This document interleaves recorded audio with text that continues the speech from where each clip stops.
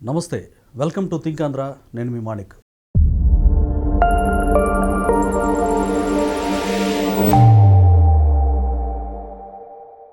మనతో పాటు ఉన్నారు ప్రముఖ రాజకీయ విశ్లేషకులు అడుసుమల్లి శ్రీనివాసరావు గారు. నమస్కారం సార్. నమస్కారం అండి. సార్, సాక్షిలో ఒక ప్రధాన వార్త రాశారు. అంబటి రాంబాబు మీద కుట్రలతోటి కక్షతోటి ఆయన్ని పీటీ వారెంట్ల మీద పీటీ వారెంట్లు వేసి జైలు నుంచి బయటికి రాకుండా కూటమి సర్కార్ ప్లాన్ చేస్తుంది. ఇది చాలా అక్రమం, కక్షపూరితమైంది, ప్రజాస్వామ్యయుతమైంది కాదని చెప్పి సాక్షి మీడియాలో ప్రధాన కథనం రాశారు సార్. అంటే నిజంగానే అంబటి రాంబాబు మీద కక్షపూరితంగా వ్యవహరిస్తున్నారా? అంబటి రాంబాబు అంత మంచి అమాయకుడా? మీరేమంటారు? అంబటి రాంబాబు గారు కక్ష సాధింపు చేస్తున్నారు, కేసుల మీద కేసు పెడుతున్నారు అని అస్సలు అనకూడదండి. ఎందుకంటే వీళ్ళు అలా చేయదలుచుకుంటే అంబటి రాంబాబు గారు అసెంబ్లీలో మాట్లాడిన మాటలకి ఈ 19 నెలల్లో ఎప్పుడో ఒకప్పుడు కాలు దొక్కేమని గొడవ పెట్టేసుకోవచ్చు, కేసు పెట్టచ్చు. కక్షపూరితం అయితే అక్రమ కేసు పెట్టాలనుకుంటే ఆయన అన్న మాటలకి అక్రమ కేసు కూడా అవ్వదు. అది కక్ష సాధింపు చేయాలనుకుంటే. ఎందుకంటే కాలు దొక్కి గొడవ పెట్టుకుంటామంటే ఏంటి చెప్పనా? ఇప్పుడు సినిమాకి వెళ్తారు, మీరు ఎవరన్నా కొట్టాలనుకోండి, ఎవడో టార్గెట్ చేసి ఇక్కడికి రౌండ్ వేయాలనుకున్నారు అనుకోండి, అదేం చేస్తారంటే ఆడేదో సినిమాకి వెళ్తామో లేకపోతే ఎక్కడికి వెళ్తున్నాడో చూసుకుని కొంచెం జనసమ్మర్దం ఉన్న చోటుకి వెళ్ళి అప్పుడు చూసుకుని సాధారణంగా థియేటర్లో కొట్టుతూ ఉండేవారు. అలాగా సినిమాకి వెళ్ళినప్పుడు వాళ్ళు కూర్చున్న అప్పట్లో ఈ సీట్ నెంబర్లు అవి ఉండి కాదు, ఎక్కడ పడితే కూర్చునేవారు. అలా వాళ్ళు కూర్చున్న వరుసలో కూర్చుని ఇంటర్వెల్లోనో లేకపోతే మధ్యలోనో లేచి వెళ్తే వాళ్ళు కాలు దొక్కేవారు. వీళ్ళు కావాలని ఎవరిని టార్గెట్ చేశారో వాళ్ళు కాలు దొక్కేవారు. కాలు దొక్కుతాడు, ఎడరా కాలు దొక్కుతా ఉంటాడు కదా.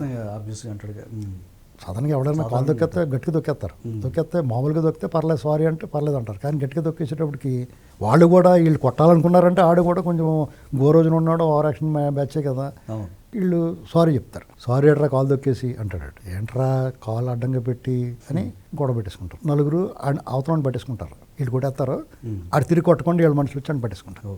అది ఒక లెక్క, అదొక స్కెచ్, అదో టైప్ స్ట్రాటజీ, అదో విధానం. మనకు కొట్టాలనుకున్నామని కాలు దొక్కేసి గొడవ పెట్టుకుంటామంటే వాడు సినిమాకి వాళ్ళ గ్యాంగ్ వేసి వాడు ఒకళ్ళు ఇద్దరు వస్తారు, వాళ్ళు కొట్టాలనుకున్న వాళ్ళు నలుగురు ఎదురు వస్తారు. కాబట్టి ఆడు దొరికేస్తాడు. అందుకని దాన్ని కాలు దొక్కి గొడవ పెట్టుకుంటాం అంటారు. అలా ఎప్పుడో చేద్దరు కావాలంటే ఇతను 19 నెలలు ఎందుకు వదిలేస్తారండి? కక్ష సాధింపు ఉంటే, అక్రమ కేసులు పెట్టాలనుకుంటే ప్రభుత్వం మీరు నేర్పిన విద్యయే కదా, అది కొత్తగా కనిపెట్టాలా సిలబస్ ఏమన్నా. కాబట్టి ఇక్కడ అంబటి రాంబాబు గారు ఎక్కువ విచారించకూడదు, తగిన శాస్తి జరిగింది మనకి, మన స్వయం కృతం అనుకుని పశ్చాత్తాపడాలి, ప్రాయశ్చిత్తానికే ప్రయత్నం చేయాలి. అయితే ఆ రియలైజేషన్ కనిపించట్లేదు సార్. కనపడదు. ఇప్పుడు అతను వచ్చింది అనుకుని బయటకు వచ్చి అతను తగ్గేదేలే అని చెప్పేసి అది పుష్పలోను స్క్రీన్ మీద బాగా కనిపిస్తుంది. ఆ పుష్ప పాత్రధారి అల్లు అర్జున్ కూడా లోపల వేస్తే దిక్కులేదు, గుర్తుపెట్టుకోవాలి ఎవడన్నా సరే. అల్లు అర్జున్ గారు కూడా ఆయన తప్పు చేసాడో ఒప్పు చేసాడో పక్కన పెట్టండి. నిజంగా అటువంటి తొక్కిసలాటకి వాళ్ళ ఆయన బాధ్యుని చేశారు. కానీ నా ఉద్దేశంలో అయితే అక్కడ పోలీస్ వైఫల్యం అది. మామూలుగా కంట్రోల్ చేయలేకపోవటం.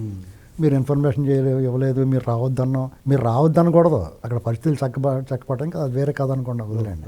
ఆ హీరోకే దిక్కులేదు, వెళ్ళాల్సి వస్తే వెళ్ళిపోయాడు. ఆ పిల్లలకి ఆరోగ్యం దెబ్బలు తిన్న వాళ్ళు, చనిపోయిన వాళ్ళకి వాళ్ళ బాగోగులు చూసుకుంటూ అన్ని వాళ్ళు గవర్నమెంట్కి ఒక రకంగా సరెండర్ అయ్యి అన్ని రకాలు చెప్పినట్టు చేశారు. మీరు ఓవర్ యాక్షన్ చేస్తే అలా కుదురుతుంది. తగ్గేదిలే అంటే తగ్గనెవరు తగ్గించి చూపిస్తారు వాళ్ళు. ఇప్పుడు బెయిల్ వచ్చేసింది, ఏకపక్షంగా అన్ని కేసులు కొట్టుబడదుబ్బరు వాళ్ళు ఆర్గ్యుమెంట్ బాగుంది, బ్రహ్మాండంగా.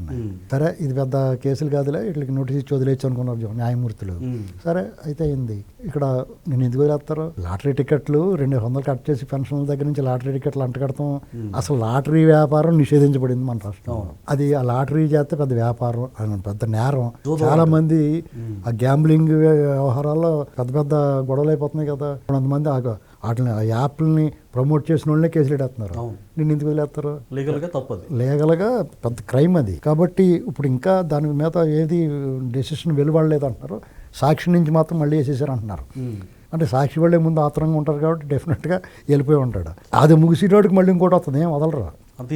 వాళ్ళు ఎప్పుడు వదిలేద్దాం అనుకున్నారో అప్పుడు వదిలేస్తారు. అప్పుడు దాకా నువ్వు లోపల ఉండి ఆ విన్యాసాలన్నీ చూడాల్సిందే.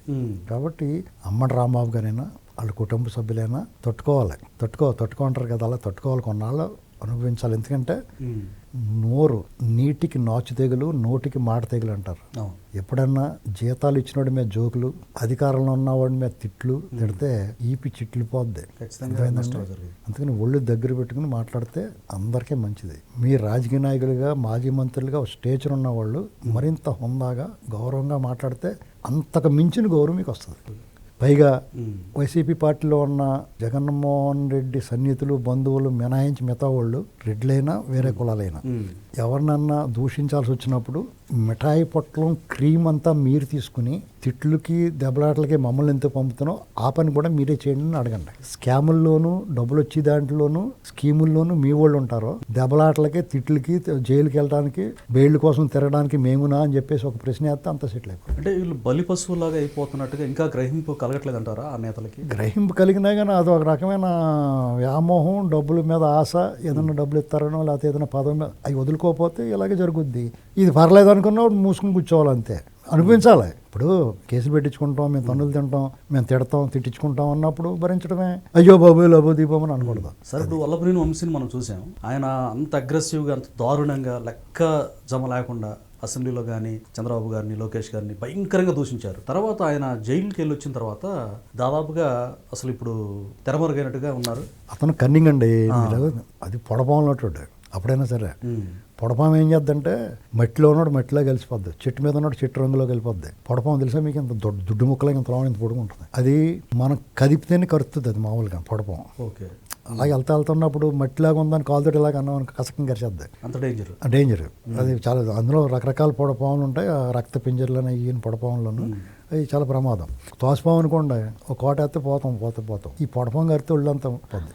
అతను పొడపాములు ఉంటాడు, కన్నింగ్. పైగా మోస్ట్ కన్నింగ్ ఫేస్ అవుతుంది. అసలు ముఖం చూస్తే నేను నమ్మదగిన వ్యక్తిగా ఉండడం. కావాలంటే చూసుకోండి, అది నేను అతని మీద కోపంతో అంటలే, అతని గురించి మీరు అడిగారు కాబట్టి చెప్తున్నాను. అతను జైలుకి వెళ్ళాడు, సైలెంట్ అయిపోయాడు. సైలెంట్ అవ్వకపోతే ఏం పీకుతాడు? అవకాశం లేదు, ఆప్షన్ లేదు. అని చూడమనండి అనడం అంటే ఊరుకుంటారా? కాబట్టి అతను ఏదో మంచోడు అయిపోయి అనకుండా లేదు, కింద పైన తడిసిపోయి మూసుకుని కూర్చున్నాడు. అధికారం లేదు కాబట్టి. అధికారం వస్తే మళ్ళీ మాట్లాడతాడు అతను. ఇంకా అతనికి అధికారం రాకుండా చూసుకోవాల్సిన బాధ్యత ఇప్పుడున్న ప్రభుత్వాన్ని ఉంటుంది. సార్, మరి అంబటి రాంబాబు గారి కూతుర్లు కూడా మా నాన్నగారు సీనియర్ సిటిజన్, అలాంటి వ్యక్తిని జైల్లో వేస్తారా, ఇది అన్యాయం అని చెప్పి మాట్లాడారు. అంటే నిజంగానే సీనియర్ సిటిజన్ ఈయన జైల్లో మార్పు వస్తుందంటారా? ఈ జైలుకి వెళ్ళిన నేపథ్యంలో ఇక నేను టంగ్ కంట్రోల్లో పెట్టుకోవాలి అంటే సాధారణంగా జైలు జీవితం, జైలు ఖైదు ఇవన్నీ ఎందుకంటే అండి, ఆధునిక భారతంలో అంటే పూర్వం రాజులు శిక్షలు అది వేరేగా ఉండి, ప్రజాస్వామ్యంలో జైలు జీవితం అంటే వాళ్ళ పరివర్తన కోసం జైలు శిక్ష విధిస్తారు. ఎవరన్నా ఆశించేది ఏంటంటే పరివర్తన. వాళ్ళలో వాళ్ళు చేసిన తప్పుకి పశ్చాత్తాపడతా పరివర్తన చెంది మంచివాళ్ళుగా మారుతారు. చాలా మంది మెజారిటీ మంచివాళ్ళుగా మారుతారు. ఆ పాత ఆ నేరమయ జీవితం, ఆ నేరం స్వభావం అంతా కూడా తగ్గించుకుంటారు.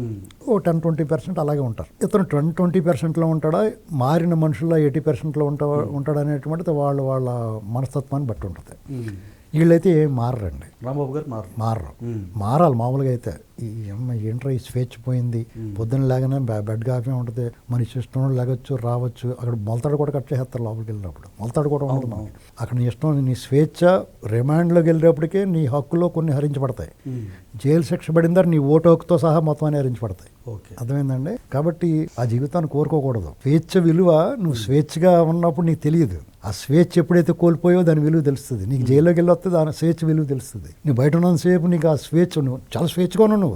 భారతదేశంలో ప్రజాస్వామ్యంలో నువ్వు స్వేచ్ఛగా నీ ప్రాథమిక హక్కులతో పాటు, జీవించే హక్కుతో పాటు ప్రాథమిక హక్కులను అనుభవిస్తా నువ్వు చాలా స్వేచ్ఛగా ఉన్నావు. ఎప్పుడైతే అవి పరిమితం అయినాయో, రిమాండ్కి వెళ్ళినప్పుడు, జైలు శిక్ష పడినప్పుడు నీకు అప్పుడు దీని విలువ తెలుస్తుంది. అది విలువ తెలిసి కూడా అతను తగ్గేది ఇలాంటి మాటలు, ఇలాంటి చేష్టలు చేస్తున్నాడంటే అతనిలో పరివర్తన కానీ పశ్చాత్తాపం కానీ లేదని తెలిసింది. జైలు శిక్ష ఉద్దేశము, జైల్లో పెట్టడానికి ఉద్దేశం అదే కాబట్టి ఆ ఉద్దేశం నెరవేరలేదు కాబట్టి అతనికి ఆ ఉద్దేశం, అతనిలో ఆ మార్పు వచ్చేదాకా లోపల పెట్టాలి. నెక్స్ట్ ఎలక్షన్లో ఈయనకి ఏమైనా సింపతి వచ్చే అవకాశం ఉందంటారు? ఏ ఉండదండి, వీళ్ళకి ఎంత సింపతి వస్తుంది దొంగోళ్ళకి. అది. Thank you sir.